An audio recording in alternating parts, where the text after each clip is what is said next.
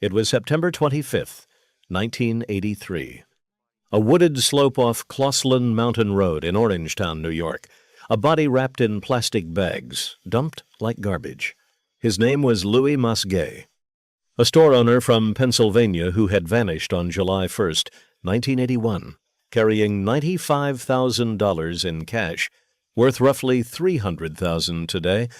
When the medical examiner opened the body, he found ice crystals still locked inside the heart tissue. The corpse had been stored in a freezer for over a year to disguise the time of death. Somebody had tried to cheat the calendar itself. If you have seen the movie The Iceman, you already know the man who did this. Hollywood gave you the myth. This is what actually happened. His name was Richard Kuklinski, 6'5", 270 pounds. A polite family man from Dumont, New Jersey, who took his daughters to church, hosted backyard barbecues, and cried at sad movies. His neighbors called him a gentle giant. He claimed he killed more than 100 men. Investigators could prove 6. The gap between those two numbers is one of the strangest mysteries in American crime. This is the story of the deadliest double life ever lived in a New Jersey suburb. A story about a man who spent Sunday mornings at Mass and weekday afternoons stuffing bodies into 55-gallon drums. A story about the one rule he broke that brought the whole thing down. Because here is the question the history books still cannot answer. How much of what Richard confessed was real? And which answer should scare you more? To understand him, you have to start in Jersey City. Richard Leonard Kuklinski was born April 11th, 1935, in a cold-water tenement in one of the roughest neighborhoods on the Hudson. His father Stanley was a Polish immigrant who worked the railroads and drank away most of what he earned. Stanley did not discipline his sons. He beat them. Fists, belts, whatever was in reach. His mother Anna swung a broom handle hard enough to snap it on a child's back. In 1941, Richard's older brother Florian died at 7 years old. The family told police the boy fell down a flight of stairs. Richard insisted his whole life that Stanley beat Florian to death, and the family covered it up. Nobody was ever charged. That was the house Richard grew up in.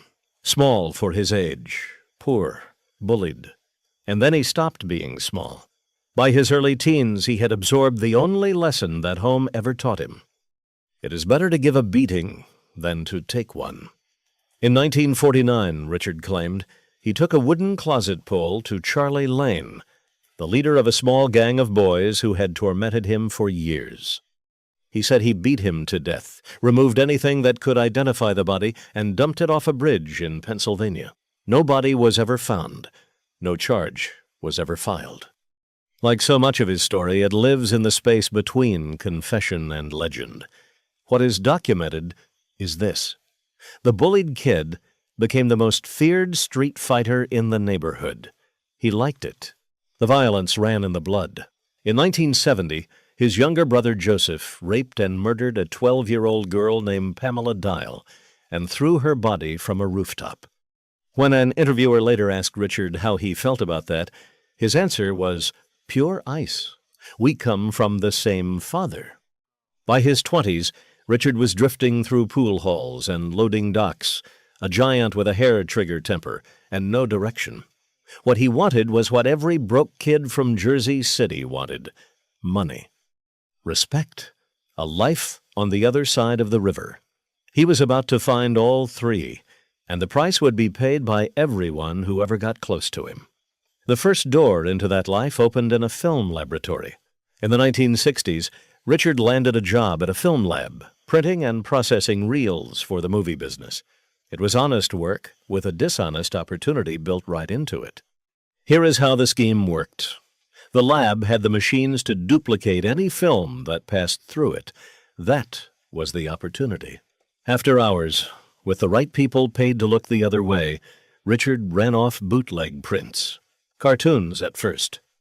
Then pornography, which in those years was illegal to distribute and wildly profitable for exactly that reason.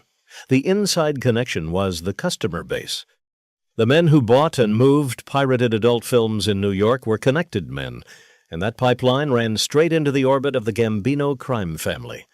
The execution was simple. Print at night, sell in bulk. Never ask where the product ended up. The money looked easy. And that was the problem, because Richard started fronting product and borrowing cash to chase bigger loads, and the man holding his debt was not a bank. His name was Roy DeMeo. Remember that name, because Roy DeMeo is the reason any of this happened. Roy DeMeo was a loan shark and a rising soldier in the Gambino family. Thick, charming, and terrifying, he ran his crew out of a bar called the Gemini Lounge on Flatlands Avenue in Brooklyn. Law enforcement would later conclude that the DeMeo crew was one of the most prolific killing machines in Mafia history, suspected in dozens of murders, many of the victims dismembered in the apartment behind the bar. This was the man Richard owed. By Richard's own account, when he fell behind, the crew beat him bloody and DeMeo pushed a pistol into his face. And then DeMeo did something stranger than pulling the trigger. He saw the way the big man took the beating without begging. He recruited him. Richard told the story of his audition the same way every time. DeMeo drove him into the city and pointed out a stranger walking his dog, a man neither of them had ever met. Richard got out, walked toward him, and shot him once as he passed. Then he got back in the car like a man returning from an errand. No such murder was ever matched to a victim, and investigators never corroborated it. But something convinced DeMeo, because from the mid-1970s on, the work came steady. Hold on to that image. A stranger walking up with a friendly face. Because at the end of this story, it happens again. To Richard, what followed was one of the strangest careers in organized crime. Richard could never be a made man. He was half Polish and half Irish, and the books were closed to him. That made him disposable. It also made him free. He worked as an independent contractor for whoever paid, and he later claimed his price ran from $10,000 for simple work up to $65,000 for the jobs nobody else would touch. Guns, rope, a blade, later, poison, and he kept his mouth shut, which in that world was worth more than marksmanship. And then, every night, he drove home. If you have seen the film, this is the part it got exactly right. The two lives were not a cover story. They were both completely real. Barbara Pedrisi was a young office clerk at a trucking company when a huge, shy, oddly formal man began courting her with flowers and dinner dates. They married in September 1961. He already had 2 sons from a first marriage he had walked away from, a fact Barbara barely knew and the movie never mentions at all. Together they raised 3 children in a neat house in Dumont, New Jersey. Merrick, Kristen, Dwayne. When Merrick was hospitalized for months with chronic illness, Richard slept upright in the chair beside her bed night after night. He carved the turkey at Thanksgiving. He wore a suit to Mass. The neighbors thought Barbara had married the calmest man in Bergen County. By the end of the 1970s, the system was working. Cash came in from hijackings, from the porn trade, from contract work whispered through Brooklyn. Richard had built his whole survival on one iron rule. The 2 worlds must never touch. The men he did business with never saw the family man. The family never saw the other thing. As long as that wall held, no detective on earth could connect a church-going father in Dumont to a body in a drum. Then, at the turn of the 1980s, Richard made the decision that destroyed him. He stopped keeping the worlds apart. Greed did what no rival ever could. He looked at the men he did deals with and saw something better than partners. He saw walking bank deposits. Why split a score with a man when you can bury him and keep it all? Remember the frozen man from the start of this story. Louis Mesgay was one of those partners. A store owner from 40 Fort, Pennsylvania, who had done deal after deal with Richard, tens of thousands of dollars at a time, always in cash, always on a handshake. He trusted Richard completely. On July 1st, 1981, Louis drove to New Jersey with $95,000 hidden behind the door panel of his van, expecting to buy a truckload of blank videotapes at a price too good to be true. His son begged him to be careful. Louis waved him off. He was never seen alive again. And the man who took that money made one bizarre mistake with the body. A mistake so strange that when it finally surfaced, it handed detectives the one thing they had never had: a pattern. Because Louis was not the first partner to die. To understand the pattern, you have to go back 17 months. George Maliband, 42, a heavy-set gambler from Pennsylvania, with a big laugh and debts in every direction. He had known Richard for years and considered him a friend. On January 30th, 1980, George came to New Jersey carrying $27,000 for a videotape deal.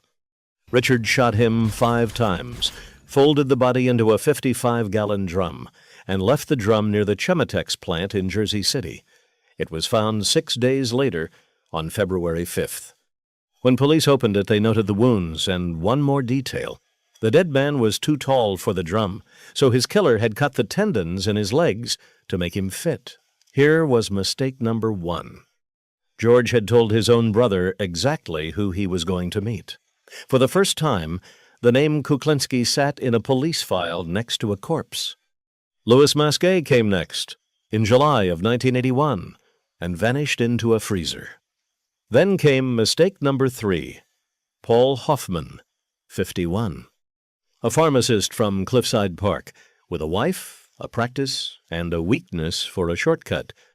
Paul wanted to buy hijacked ulcer medication below wholesale, and on April 29, 1982, he came to meet Richard with $25,000 in the car. Richard did not even have the medication. He took the money, killed him with a tire iron in a rented garage, and stuffed the body into a drum. He later claimed he dumped the drum beside a hot dog stand. Nobody knows if that is true. Paul Hoffman has never been found. But another man with a documented link to Richard Kuklinski had walked into a meeting and evaporated. The file was getting thicker. It was about to land on the desk of the one man Richard never saw coming: Pat Kane, a young New Jersey state trooper, clean-cut, relentless, the kind of investigator who reads the same file 200 times. In the early 1980s, Kane was assigned to a Bergen County burglary ring, a crew of housebreakers and car thieves that Richard quietly ran on the side. Kane noticed something no one else had. Members of this crew kept disappearing or turning up dead. 2 of those members were Gary Smith and Danny Deppner. And as arrests squeezed the ring in late 1982, Richard decided his own men had become loose ends. He hid Gary and Danny from the police, shuttling them between cheap motels across North Jersey. Think about that. The men were hiding from the police under the protection of the one person on earth they should have been running from. Gary went first. At the York Motel in North Bergen, Richard fed him a hamburger dosed with cyanide, and when the poison worked too slowly, a lamp cord finished it. His body went into the gap between mattress and box spring. It lay there for 4 days. Guests checked in, slept on that bed, and never knew. He was found on December 27th, 1982. Danny lasted a few more months. In May of 1983, a man on a bicycle spotted green garbage bags dumped off Clinton Road in West Milford. Inside was Danny Deppner. The medical examiner noted the marks of strangulation and the telltale pink blotches of cyanide. Kane now had a constellation of bodies, and every line he drew between them passed through one enormous, polite man in Dumont. What he did not have was proof. Then, on September 25th, 1983, the earth gave up Louis Masquet off Clauselin Mountain Road, dead over 2 years, tissue still crystallized. Detectives gave the unknown killer a nickname, the Iceman. The trick that was supposed to erase the timeline instead branded him forever.